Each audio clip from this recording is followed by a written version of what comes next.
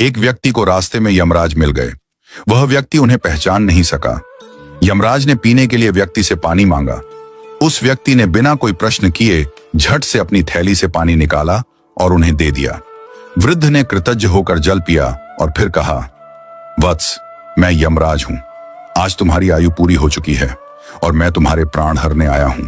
यह सुनकर व्यक्ति का चेहरा सफेद पड़ गया। हृदय कांप उठा। डर के मारे उसके पांव लड़खड़ा गए। लेकिन यमराज बोले, डरो नहीं, क्योंकि तुमने मेरी प्यास बुझाई है। अतः मैं तुम्हें एक विशेष अवसर देना चाहता हूं, तुम्हारी किस्मत बदलने का मौका। उन्होंने एक डायरी उसके हाथ में थमाई और कहा, इस डायरी में जो तुम लिखोगे वही सच हो जाएगा। तुम्हारे पास ठीक 5 मिनट का समय है। जितना चाहे लिख लो, पर ध्यान रहे केवल 5 मिनट। इसके बाद समय समाप्त हो जाएगा और डायरी मेरे पास लौट आएगी। व्यक्ति का भय थोड़ा कम हुआ। वह सोचने लगा, अब तो मेरी किस्मत मेरे हाथ में है, मैं सब कुछ बदल सकता हूं। उसने जल्दी जल्दी डायरी खोलनी शुरू की। पहला पृष्ठ देखा।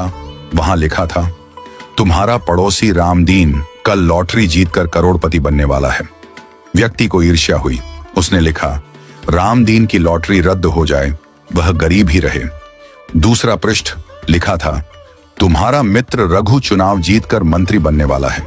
व्यक्ति ने लिखा, रघु चुनाव हार जाए, उसे अपमान झेलना पड़े।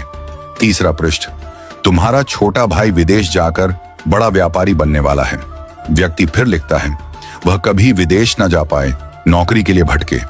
इस प्रकार वह एक एक कर पृष्ठ पलटता रहा और हर पन्ने पर दूसरों की खुशियां मिटाने लगा। उसका मन ईर्ष्या और द्वेष से भर गया था। अंत में उसने डायरी का अंतिम पृष्ठ खोला। यह उसका अपना पृष्ठ था, जहां लिखा था, अब तुम अपने जीवन का भविष्य तय कर सकते हो। वह मुस्कुराया, पेन उठाया, लेकिन तभी एक ठंडी सी आवाज आई, वत्स, तुम्हारा 5 मिनट का समय समाप्त हो चुका है।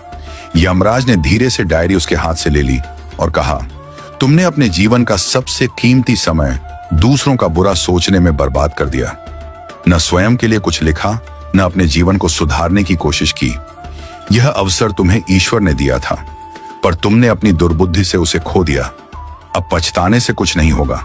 व्यक्ति फूट फूट कर रोने लगा। हे यमराज, एक मौका और दीजिए, बस एक बार। यमराज शांत स्वर में बोले, वत्स, समय और अवसर दोनों यदि एक बार निकल जाएं, तो फिर लौट कर नहीं आते। यही सत्य है, यही धर्म है। और फिर यमराज अदृश्य हो गए।